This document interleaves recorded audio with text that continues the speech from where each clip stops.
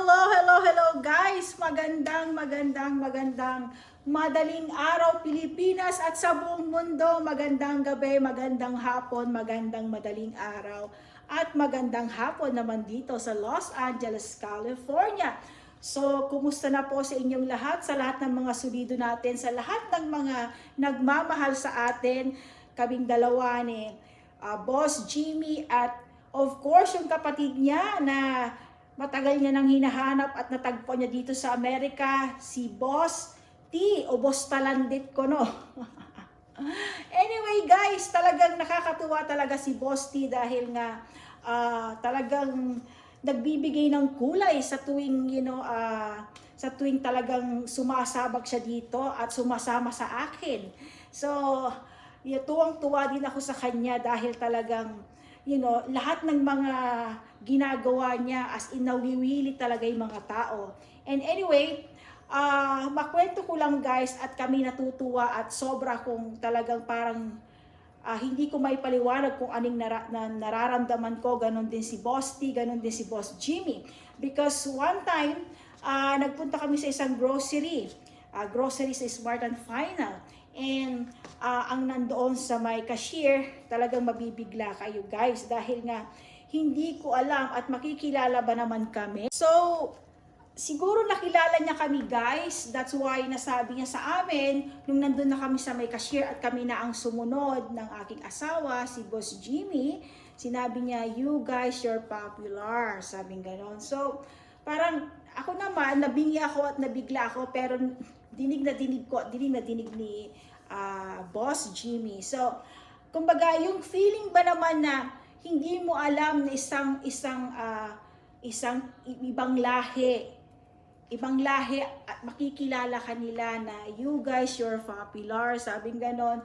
Kumbaga talagang nakakataba ng puso na hindi mo inaakala na dito mismo sa United States may makakakilala sa inyo sa mga ginagawa yung katatawanan dito sa mundo ng social media.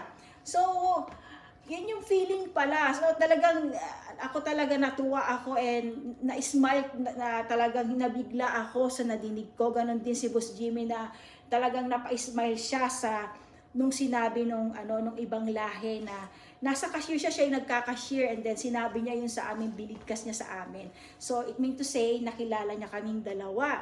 So, ganun guys, talagang nakakatuwa dahil sa inyo yan guys, dahil sa pagtangkilik nyo sa aming mga video, sa aming mga reels, maraming salamat po. At sa lahat ng mga solido natin sa buong mundo, ako'y nagpapasalamat sa inyo. So, talagang as in, nakakataba ng puso yung ibang lahi po makikilala ka. And hindi mo inaakala talaga sa mismong grocery pa sa cashier, yung nagka-cashier, yung makakakilala sa'yo. So, dahil sa inyong lahat guys, nagpapasalamat ako sa buong mundo na sumusuporta sa aming dalawa na mag-asawa, Team Jimmy and Hilda. At the same time, nandyan yung kapatid niya na matagal niya nang hinahanap at natagpuan niya dito sa LA, si Boss Tipo, si Boss Talandit o Boss Tombo. So, abangan po ang kanyang rest back sa akin at siya po ay nagpa-practice talaga at re-rest backan daw niya ako at itataob niya daw ako. So, sabi ko wala namang problema dahil iisa naman kami.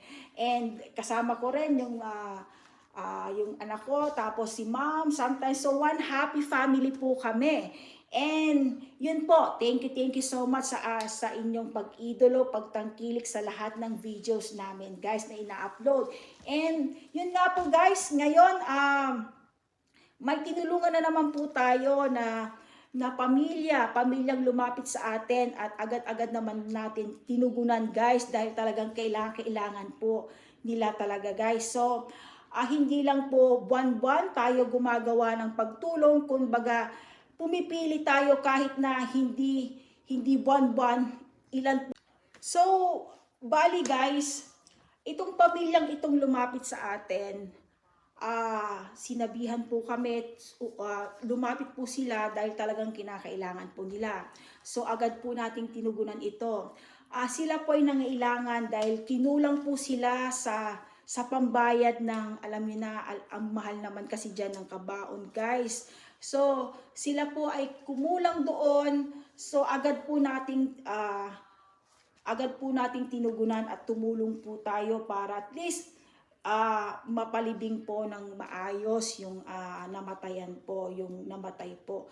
So, ganun guys, hindi man tayo mayaman, sinasabi ko, sa lahat ng mga tao dyan, alam ko maraming mayayaman dyan. Sana maantig ang puso nyo, sana antigin yung mga puso nyo na yung mga kayamanan na yan, yung mga pagmamay-ari nyo ngayon, pansamantala lang yan na pahiram ng Diyos at hindi nyo po yan madadala. Bakit po hindi tayo tumulong habang maaga pa, habang anong edad na po natin, sabi nila, at the age of 50, nagbibilang na tayo ng taon. Paikli ng paikli ang ating buhay. So why don't you do something na parang maiiwan mo na ikaw ay hindi nila makakalimutan. Gumawa ka ng pagtulong.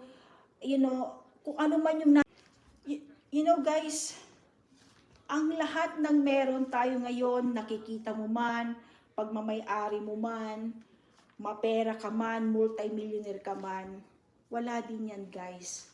Hindi mo yan madadala sa pangalawang buhay. Pag ikaw ay nawala na dito sa mundong ito, hindi mo madadala. So you need to enjoy your life. Mag-share ka sa kapwa mo. Sinasabi ko sa inyo guys, ang daming mayayaman dyan sa atin sa Pilipinas, pero ang alam nang nila magpakasaya sa sarili nila, hindi sila nagsishare. Yung iba kuripot pa. Matamaan na kung sino matamaan guys. Huwag kayong kuripot guys. Huwag niyong ipagdamot kung ano man yung binigay sa inyo ng Diyos. Kahit pinaghirapan niyo yan, pero galing pa rin yan sa Diyos. Galing pa rin yan sa itaas.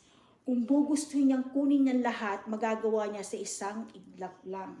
So, tandaan niyo, ang lahat ng nakikita natin, ang lahat ng pagmamay-ari natin, pahiram lang at pansamantala lang. Yan. Pahiram lang ng Diyos yan. Dumating tayo sa mundong ito, walang-wala, aalis din tayo, wala kang dadalhin ni isa. Hihiga ka lang sa maliit na lote. Yan ang pakaisi-isipin natin guys. So tumulong tayo guys. Huwag tayong magdamot sa mga kapwa natin. Yun po yun. Huwag nating ipagdamot yung pahiram ng. So this time guys, tumulong tayo sa isang namatayan dahil kumulang nga sila sa pangbayad nila sa kabaong. So, nagbigay po tayo ng tulong sa kanila para at least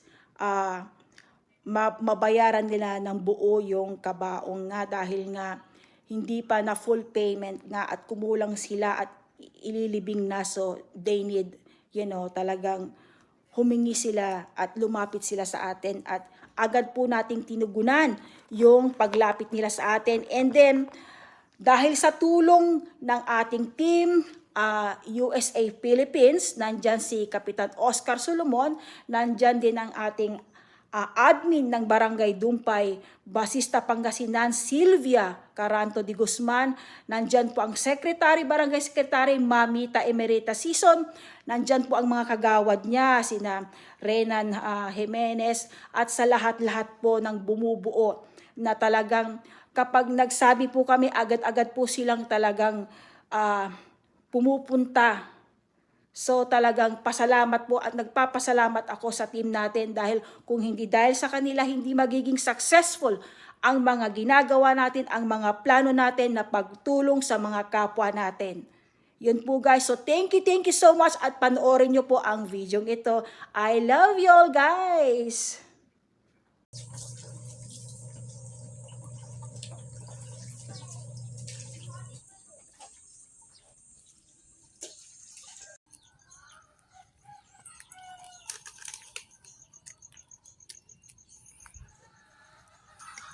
Hello, magandang umaga. Dito ang bahay ni Eusebia Tamundong Silvia.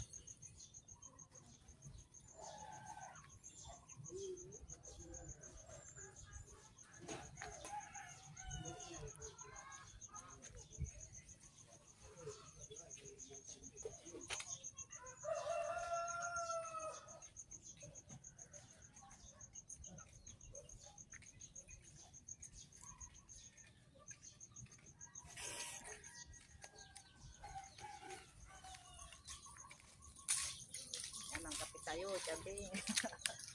Mga Pinaanak gwapo. Ha? Ba pinaanak? Ayan mag-uwi. Iraki kung iraki. Ano ba mga?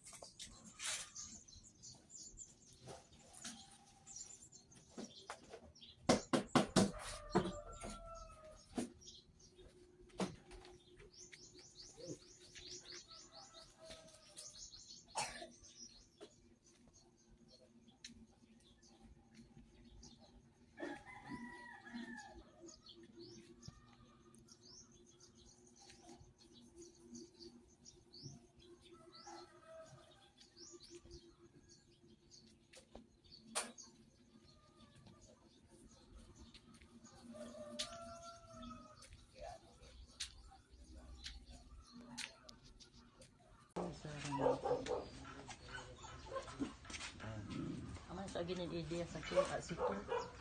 Kasi ibig mo na asin mo. Magandang umaga po. Nandito kami ngayon sa bahay ni Eusebia. Eusebia Mandarit. Ito yung nasawi, ito yung pumanaw. At sila rin po yung napili ng pamilyang Hilda at Jimmy na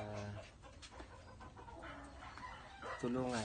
At sila po ay lumapit. At hindi naman nagdalawang salita yung mag-asawa na tulungan itong pamilya dahil alam naman nila na kailangan talaga nila yung tulong. Andito kami ngayon para ibigay yung tulong nila na halagang 10,000. Asan ang pamilya ni Iwan? Dalaga siya pa. Dalaga. Tapos na silang magkakapatid. Si Kaliman yan. Tatlo na lang silang magkakapatid. 6 silang magkakapatid. Yung tatlo, nauna ng pumanaw. Pati yung mga magulang nila, wala na rin. Nilang lubos na itong tatlong magkakapatid. Tapos pang-apat itong si Sylvia na pumanaw na rin. Dalaga siya. 48 years old. Nung lumapit kami kay Madam Hilda at saka Engineer Jimmy, sabihin namin na tutulong sila. Hindi naman nagdalawang salita na tumulong. Actually, nagpadala sila ng pera, nagkakalaga ng 10,000. Palagay namin ito ay malaking tulong para kay Eusebia sa pagpapalibing natin sa kanya, no? Pagpasalamat tayo sa mag-asawa at kasi meron silang ginintuang puso na pagka mayroong mga ganitong pangyayari o kaya kahit hindi namatayan, sila ay tumutulong talaga. Kaya natural lang naman siguro na magpasalamat ka kay Juan. Di ba ikapatid mo ito? Salamat ka kay Madam Sylvia at saka si Engineer Jimmy at sila ay nagbigay ng halagang 10,000 sa inyo. Malaking bagay na ito.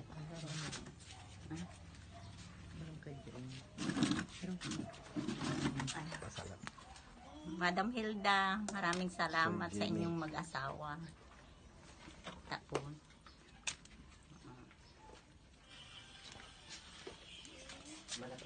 malaking tulong po ang binigay niyo sa amin dahil alam niyo naman po yung kalagayan namin mahirap. dahil kay Kagawad Beng de Guzman. Tinulungan niya po kaming mailapit sa inyo. Maraming salamat po. Maraming salamat, Madam Hilda, saka kay Sir Jimmy Kalimkim sa tulong na binigay niyo sa amin. Ito yung binigay Sana nyo. marami pa kayong matulungan na kagaya namin Bilangin. mahihirap. 10,000 po yan. Sana hindi kayong magsawang tumulong sa mga kagaya naming mahihirap. At sana more blessing pa sa inyo. Para kayo ang instrumento ng Panginoon na tumulong sa mga mahihirap. Maraming salamat po sa inyong dalawang mag-asawa at kay Ma'am Nida Tibuli sa kabutihang loob na namana ng inyong mga anak. Sana ipagpatuloy niyo po ang inyong pagtulong para lahat po ng mahihirap makamtam din yung ginhawa na makaahon sa kahirapan at kayo po ang instrumento ng Panginoon para tumulong at marami pa sana kayong matulungan na kagaya naming mahihirap. Maraming salamat po at kayo po ang daan para maipalibing namin yung kapatid ko. Ilang araw nung nagkasakit siya, ilang buwan na nasa Maynila ito. Ay, nung nasa Maynila, malakas pa po siya. Nagmamadali po siyang umuwi dito sa Maynila, ay sa probinsya kasi parang hindi daw po siya hiyang doon sa Maynila, sobrang init. Tapos Na-find out nyo na may cancer siya.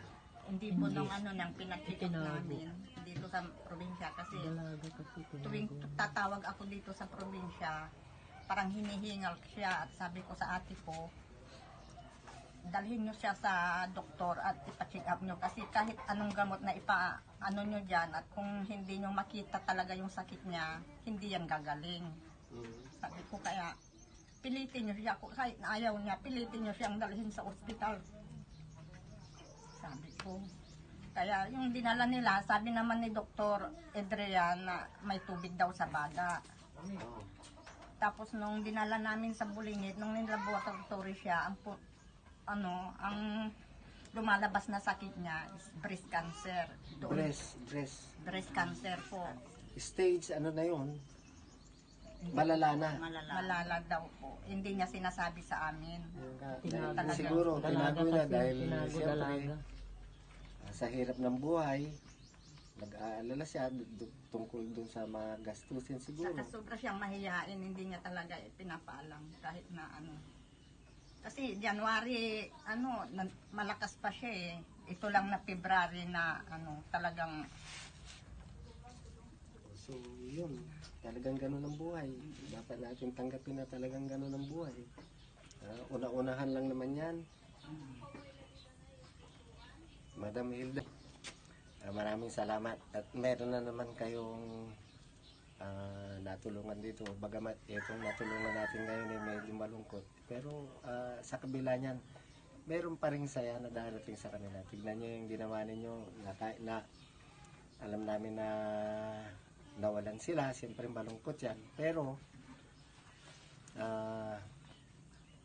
sa likod niyan, medyo natutuwa din sila at nandyan kayo.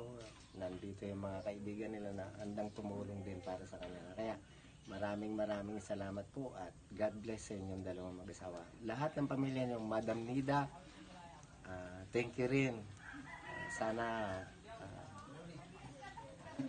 Sana marami pa kayong matutulungan. Yan lamang po.